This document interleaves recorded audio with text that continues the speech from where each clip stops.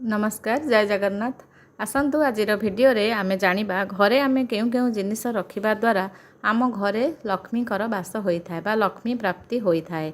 लक्ष्मी को पाइबा को हेले आमे घरे किछि गोटिए निर्दिष्ट जिनिस सब रखिबा द्वारा लक्ष्मी कर शुभ दृष्टि पड़ी थाए। घरे धन धान्यर केबे अभाव रहेनी। साधारणतः आमे घर मानकरे चंदन, मयूर चंद्रिका, पिरामिड, गोमती चक्र, शिवलिंग, शालग्राम, कर्पूर, रूपाहाती, रुद्राक्ष, तुलसी माल यही सब रखिबा अत्यंत शुभ होइथाए।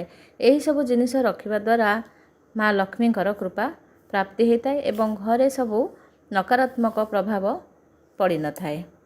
तापरे आसंतु जानिबा केउ केउ धर्मग्रंथ रखिबा द्वारा आम घरे सबू नेगेटिव एनर्जी दूर होई पॉजिटिव एनर्जी बा सकारात्मक शक्ति प्रवेश करिवो।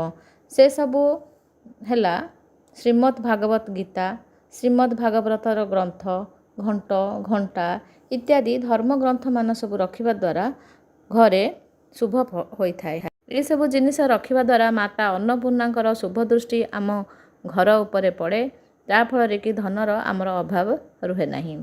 तापरे आसंतु जानिबा केउ केउ वृक्ष आम घर चारिपटे आमे रखिबा आवश्यक।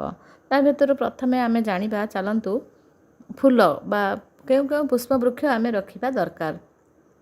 वास्तु सिद्धांत अनुसार गोलाप, रजनीगंधा, चंपा, चमेली, अपराजिता फूल ए सब हेउची शुभ वृक्ष। ए वृक्ष रखिबा द्वारा माता लक्ष्मी कृपा होइथाय एवं घरे सबु बेले शुभ होइथाय। ता परवर्ती आसंतु आमे जानिबा जे केउ केउ फल वृक्ष रखिबा द्वारा आम घरे वास्तु दोष दूर हुए एवं घरे सकारात्मक प्रभाव पड़ी थाए। वास्तुशास्त्र अनुसार कदली गछ, नड़िया गछ, आंब, पणस, अंगूर ए सबु फल जातीय वृक्ष रखिले घर पाई अत्यंत शुभ होइथाए। ता छड़ा आमे जदि धात्री बा अँला, तुलसी, बेल, अरख इत्यादि वृक्ष आमे सबू रखिबा द्वारा एवं ताहार जत्न नेबा द्वारा आम घरे माता लक्ष्मी कृपा आसी थाए। आसंतु जानिबा आमे जो तुलसी वृक्ष को लगाउचंती बा घरे आमे ताकू रखी पूजा करूचंती ताकू सबु बेले भल भाबरे जत्न नेबा, तार मूल को सफा करिबा एवं तार किपरि जत्न हबो, तार किपरि सुखी न जीवो ता प्रति आमे ध्यान देबा एवं उपयुक्त पूजा पाठ करिबा द्वारा माँ लक्ष्मी का मध्य प्रसन्न होइथांती। तापर द्वितीय वृक्ष हैला बेल वृक्ष। बेल वृक्ष जो गृह मानकर रही थाए एवं ताकू उपयुक्त जत्न निया जाय पूजा करा जाय माता लक्ष्मी मध्य प्रसन्न होइथांती। तापर हैला श्वेत अरख बा अरख वृक्ष। अरख वृक्ष रखिबा द्वारा घर को कौनसी कुप्रभाव पड़ी न थाए बा अन्य मानकर कुदृष्टि आपणक घरे पड़ी न थाए। तेणु अरख वृक्ष को घरर मुख्य द्वार बा मुख्य गेट पाखरे आपण माने लगेले आपणक घर को कौनसी कुदृष्टि पड़ी पारिबो नाही। एहा परे आपण आसंतु आमे जानिबा जे केउ केउ जिनिस आमे घरे रखिबा द्वारा एहार दर्शन मध्य करिबा द्वारा आमको शुभ होइथाए।